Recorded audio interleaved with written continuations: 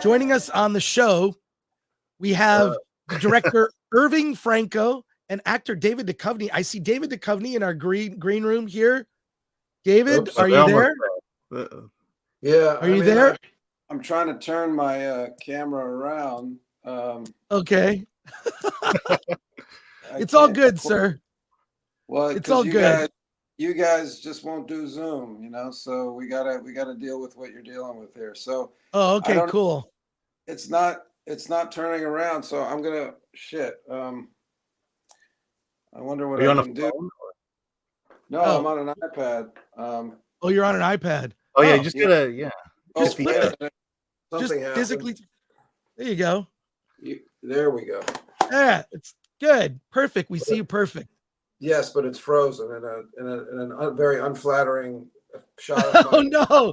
Well, you could leave and come back. Leave and come back. You like my fingerprint there? Hold on a second. second. I love the fingerprint. Let me try it again. Oh, there we go. Oh, there we go. There you go. All right, Mr. Duchovny, thank you so much for joining us. I think IRVING FRANCO is trying to. I need a new DP. Clearly. Yeah. Well, hey, here's IRVING. Here he is. IRVING. Hey, David. Thank you for joining us. Hey, thanks to both of you. I'm gonna keep David center screen here. How you been? First of all, congratulations. Sorry. IRVING and I are gonna have a conversation right now. Sorry. Sure, we'll step out. I'm Chris Gore, just from Film Threat. My colleague here, Alan Ng, we're both from Film Threat. Longtime fans, obviously, of so much of your work. Congratulations on this film. I want Adam the First, which is a touching story about your son looking for his real father. Very touching tale. I do have to ask, I don't know what the budget for this movie is, but could you have afforded a shirt? Because you're pretty much shirtless for a lot of the movie. No, I'm kidding. But were those tattoos real? Are those your real tattoos? Were they real, David? Absolutely not. I have a few tattoos, but not the big, not the body ones. I mean, those tattoos probably had some significance that IRVING knows about. What was the significance of all those body tattoos? And let me say, I would have liked a shirt because it was quite cold where we were shooting. It was. Well, I just wanted to get people wondering, you know. So those tattoos, I think, get people wondering. I don't know what about, but as long as they're wondering. Well, certainly adds to the character for sure. Yeah. How did you two get together, and how did you get aboard this project? I see I'm frozen again, so if that doesn't bother you guys, it's okay with me. It's cool? All good. Yeah, okay. It's cool. How's service and sound on my side? Oh, you're fine. You're fine. It's all good. Your internet is strong. Yeah. Bastard. So I mean, we did it the old-fashioned way. You know, we had to go through the agencies and learn how that all worked. I was new to it. My first feature was much more micro budget, and there weren't many names involved. But you know, with Adam the First, we felt like we had something special, and we were hoping that someone like David would connect with it. And so, you know, we had to first figure out who might know the right way to get through and make us seem real and professional. And you know, ultimately our thought was, you know, if we could just get the script on his table, you know, he'll get it. And you know, from there, hopefully the trust will build. And, you know, thank goodness, you know, David responded, you know, very warmly to it and was enthusiastic. And, you know, he stuck with the project, you know, through many delays and pushes, which were quite discouraging, you know, leading to the pandemic and then through the pandemic. But I mean, David was a huge encouragement from the beginning. You know, he connected with the script and you know, it was terrific from there.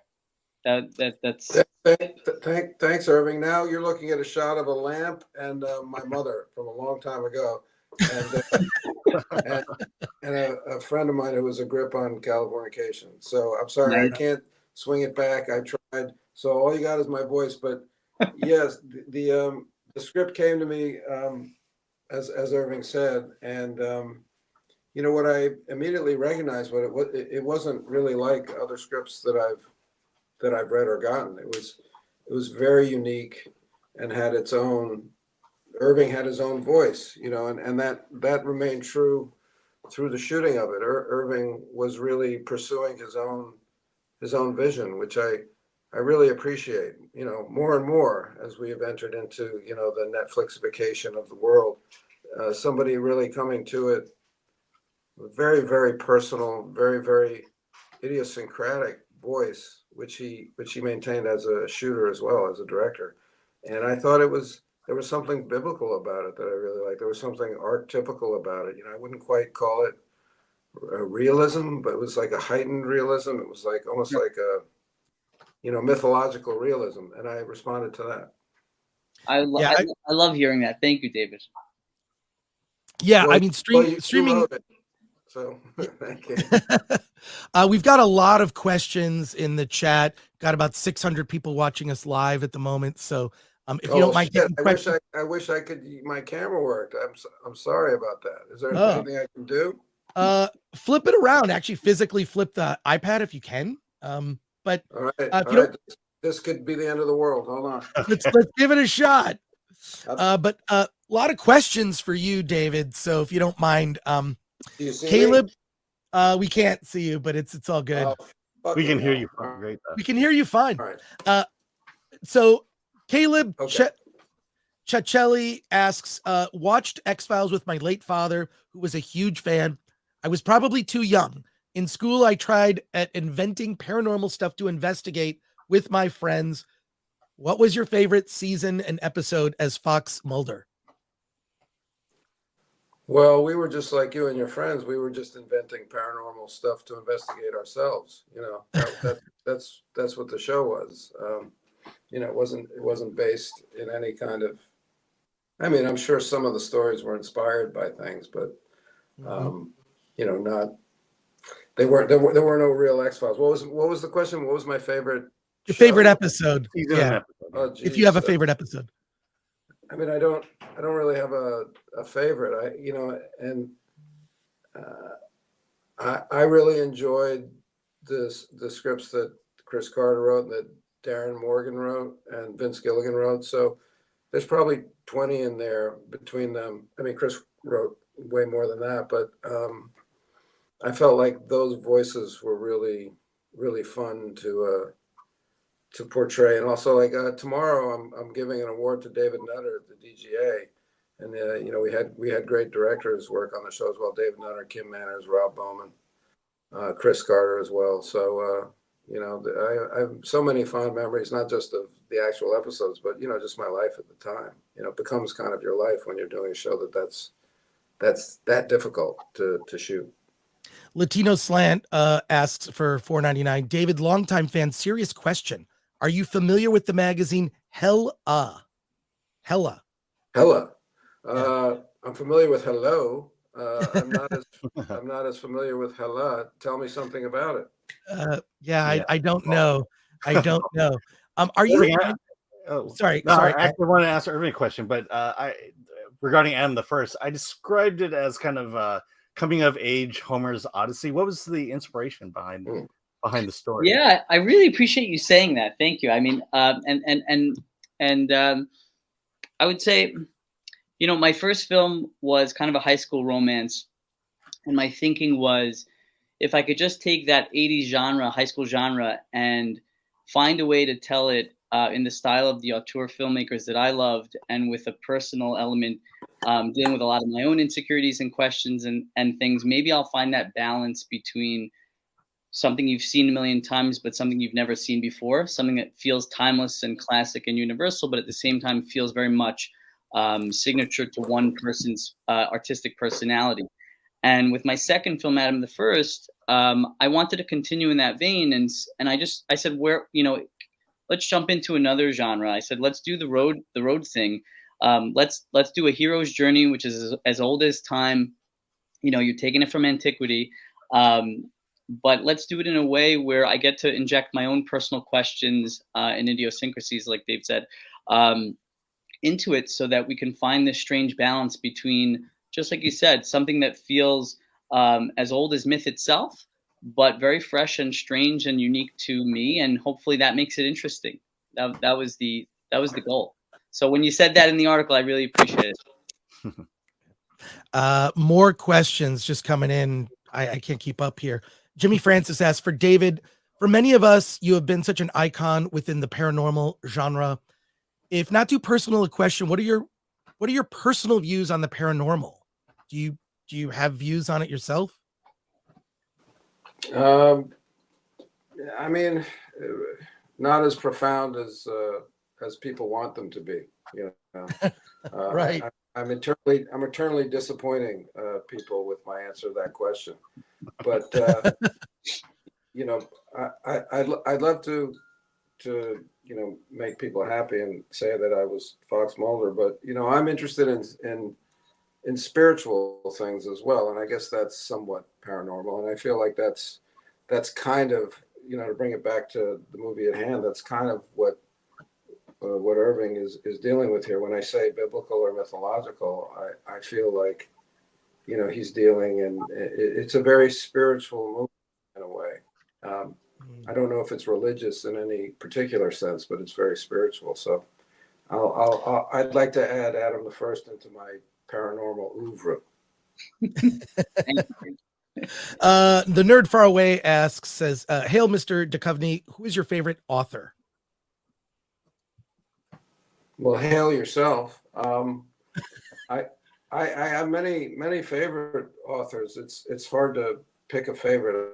I often come back to Philip Roth, though, as a contemporary author, or nearly contemporary author, a great 20th century author. But I have dozens of favorite authors, but that's one that comes to mind as you ask that question. David, are you a Saul Bellow guy? Yeah, I love Saul Bellow. I should have said Saul Bellow. See that? Yeah, Me too. those questions are always the worst. You're like the Beatles, like, oh fuck, the Stones, oh shit, the Kinks, oh forget it, I forget it. Exactly. So Womp Biscuits has a comment and a question. Says, for David, it appears you've successfully avoided being typecast, which is all too common for TV actors. How did you do it? Oh, I guess I didn't think about it. I don't think it's a real thing. I think it's typecasting is not a real thing. Obviously, you make impressions in certain parts. Some parts become more famous or lasting than others, and every actor has to deal with that. Ultimately, it's actually a mark of success. That something like that happens. So I just thought that if I waited and did good work and kind of pursued things that I was interested in, then eventually that might move away from the first line of my obituary. But I don't know. I still don't know if it has. Question here from Red Pilled Rants says, David, you are the man, and the new film looks great. But I've got to ask you, what was it like working with another David, the creative maestro, David Lynch? I'd like to know. I don't want to inflate Irving too much, but I'd be happy to. But see, the thing is, there are filmmakers who have like their own voices, and David Lynch has the most particular voice of any filmmaker I've ever had the pleasure to work with. So yeah, when you're on a David Lynch set, it's like you're completely at the service of a vision that he's completely the master of. So there's a safety in that, and there's also tension. You want to exist in his world in the way he wants you to. And Irving, not blowing smoke, not trying to blow smoke, is also a very individual, as I said in the beginning, idiosyncratic filmmaker, and has that kind of a vision, as a writer director. Not similar at all to David Lynch, not at all, but a similar kind of a vibe for me. It's like, okay, this guy's got this world in his mind, and I got to figure out how to get into it, rather than kind of playing fast and loose and trying to work whatever is realism, surrealism, or whatever. Just trying to listen to exactly what he's trying to do. And you definitely got into it, David. You definitely were in there with me. Let me throw in another Adam the First question, but talk about Oakes Fegley, your star. He's as a as a younger actor, he's done a lot of roles, but is finding young talent hard, and what was it about Oakes that drew to him as the role as Adam? Finding young talent is very hard, as we all know, and Oakes, in a lot of ways, the movie had a lot of magic to it, but we knew that it was going to be hinged on this one player, and if he didn't get it right, there was going to be no wand to take the rabbit out of the hat. There'd be no magic. So he was amazing in that way. I think what drew us to him was, the character had to at once be this rough and tough badass, but at the same time someone who was tender and vulnerable and human, because he's at that age where he can play both and experience both. And the story is very much about that. It's got a lot of action in it, but at the same time, it's very tender and contemplative. And, there are these human exchanges of dialogue. And Oakes dances that line perfectly. He's wonderful. And he connected with David right away, I think. Yeah, David, you have the emotional connection with him right at the beginning of the movie. What was it like working? Oh, what was it like working with Oakes? With Oakes, Yeah. I liked him very much. I liked him personally. I liked him as an actor very much as well. He was very, he asked a lot of questions and wanted to, like me. I mean, he wanted to get into Irving's world in a way that was right. And as a younger person, I think that's even tougher, because it wasn't quite a realistic movie in that sense. So a younger person really has a long way to go to understanding the tone and the kind of mythological implications and all that stuff. And I thought, I just really liked his work ethic and his, I just liked him a lot. I mean, it's like an instrument. Like, I like the Oakes instrument, whatever that was and whatever he is. I think he's a talented dude. Yeah. Question here. We'll get to as many as we can, but from Razorburn for David, what was it like working with Orlando Jones and the crew from Evolution? There are a lot of people bringing up Evolution in the chat, so I thought we'd go to one of those questions. Love Orlando Jones. Still good friends with him. Talked to him 2 days ago, as a matter of fact. Hope to see him in the next week or so. I love Orlando. Sean William Scott, great guy. Loved working with him. Not really in touch with him anymore, but love that guy. Julianne Moore is a friend. Her husband Bart Freundlich is a good friend of mine. So I really enjoyed working with all those people. Yeah. Josh L asks, for Irving, was there a lesson you learned on your first film that you applied to this film?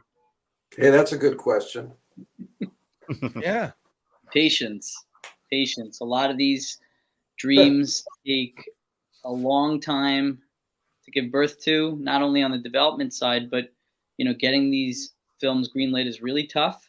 And then, you have the tendency when you have a green light to think that it's smooth sailing thereafter and it's a party.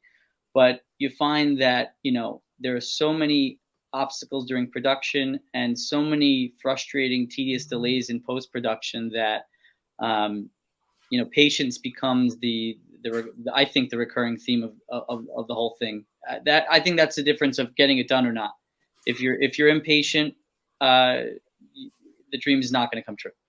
That's my feeling so far. Cool. And then let's see. Can you talk about, this is from Alan Horkins's question for Irving. Can you talk about the career move from composer to becoming a director? It wasn't really done in that order, although I did play in bands a ton when I was in high school. But really the composer thing was born out of necessity with the films. You know, I was a musician and grew up around musicians, and so when it came time to make the movies, it only felt natural to just score them. With Cheerleader, we had a lot of fun doing a lot of 80s style synth stuff, and with Adam the First, it was way more acoustic and orchestral, which was fun to do. But yeah, I never saw it as a composer turning into a director. I was always just maybe someone waiting for his chance to be the director he always wanted to be. But I got to play in bands until then. So. Well, you and John Carpenter have something in common then, Exactly. right? Composer, director is not very common. Yeah. Pilgrim Media for Two wants to ask David about his experiences on Californication. What about my experiences? Exactly. Anything, any anecdote you care to share? Well, look, there's a photo right there. Yeah. Isn't that a great shot? That's Love it. Getting out of the car, and it's so Hollywood because our grip here is reading a book, completely not impressed by what's going on, by the great acting that's going on in the car there, and you see the camera there. I don't do that to show off. It's just I can't turn my camera around. I'm trying. Yeah. So anyway, my experience, you know, it was fun to go to work every day and try to make people laugh. You know, that was kind of the mission, you know, that we were trying to do, and I had a lot of great accomplices to be able to do that. You know, Evan and Pam and Natasha McAlone and everyone was just, you know, so great. And Tom Kapanos, the creator, always bringing the funny. So, you know, it was a wonderful challenge each and every day. And, you know, I love making a comedy because it's you kind of want a quicker pace. And I loved all that. From Rumble, Adelis24 asks, how does Mr. Duchovny cherish, or what does Mr. Duchovny cherish about the time he spent directing Robin Williams in House of D? Well, you know, it's interesting. I was just looking at my New York Times today, and I saw there was a movie by Zelda Williams, which I hadn't known about. Lisa Frankenstein, I guess. Yeah. And I was looking through my email contacts, and I don't have her email anymore, and because I wanted to send her a congratulatory note, and I looked at the preview, and it looked cool and looked great, and you know, one of the memories I have of working on House of D is working with a father-daughter, working with Robin and Zelda was in the movie, and the great Anton Yelchin. So I have wonderful memories of all of them. And let's see, there's so many here. Let's get right here from Ray Laka says, will Adam the First have a global release or somewhere on stream? We do have a global audience watching this live. A lot of people overseas. It's later in the evening for them, but global release for Adam the First. It seems it will.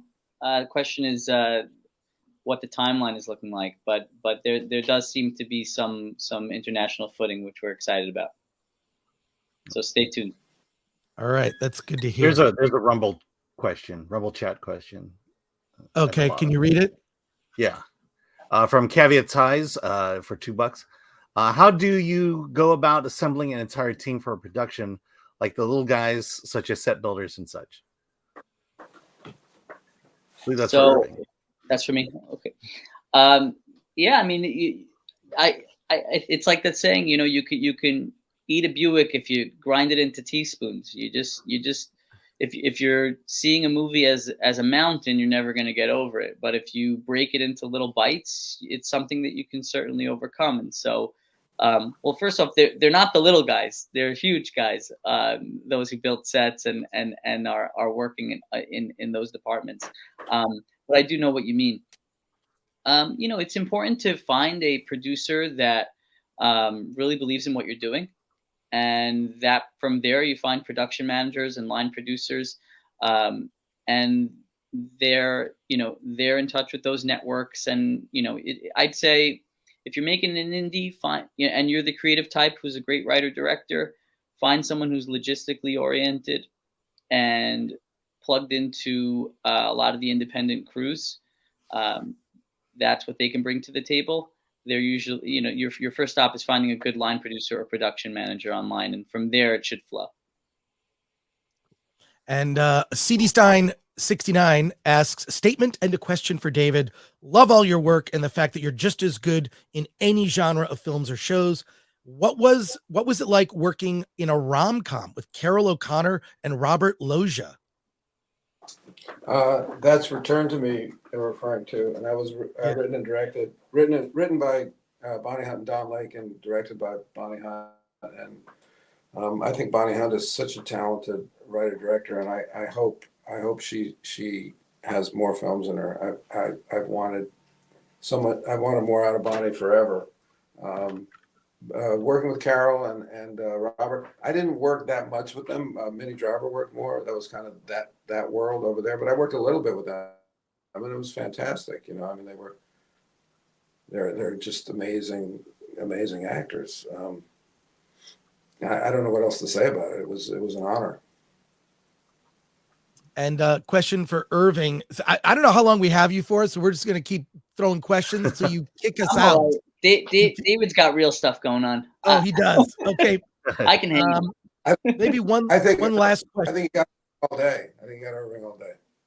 Okay, good. Well, maybe one last question for David. Weekend retreat. Yeah. One last question for David here. From 8 Ellis 24. Is there anything that you miss about your time filming in Vancouver? Oh yeah. I mean, I love Vancouver. There was a misunderstanding towards the end of my stay there about a joke I made about the rain on a late night talk show that got bent out of proportion and made people think that I didn't like Vancouver. But I love Vancouver. I would live in Vancouver in a minute. I miss it often. Love that town, love that city, love that part of the world, love the people there. Can't say more good things about Vancouver than it's just not possible for me. Well, David, thank you for being on the show. Irving, stick around. We have a couple more questions for you, but David, you got to leave. I wish we could have seen you. It's all good. I know. My apologies on the StreamYard. And trust me, I am not my own screensaver. That's not all right. It's all good. Guys. All right. Take care, David. Have a great rest of your day. Congrats. Later. Great speaking with you, David. Bye. Thanks. Bye. Bye. Thanks, Irving. Bye. Okay. There we go. There we go. Okay. Sorry about that.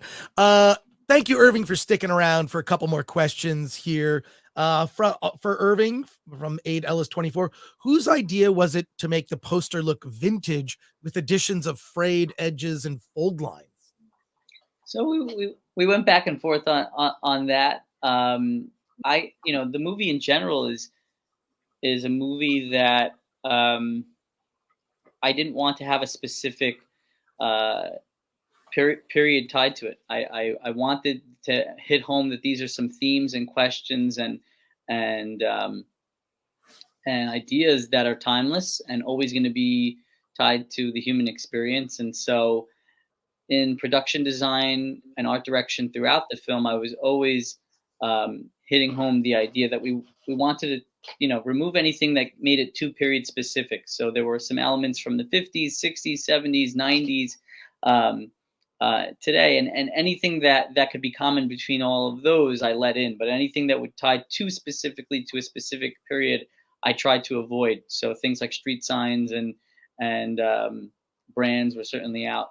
And so I think we carried that through with the poster as well. We went for a timeless look. We want this to feel like the modern classic that we're aiming for. And one last question before we let you go. You made this film with David Duchovny. How do you resist the temptation to ask him a million questions about the X-Files? How do you resist it? Look, we had him on the stream, and everyone's asking. There are a lot of X-Files questions. A lot of X-Files questions. I didn't want to bombard him too much. Like already taking the time to talk to us is, it's a big get for us. But how do you resist? You directed a movie with him. How do you not sit there and like bombard him with questions about Californication and X-Files? Like, how do you resist that?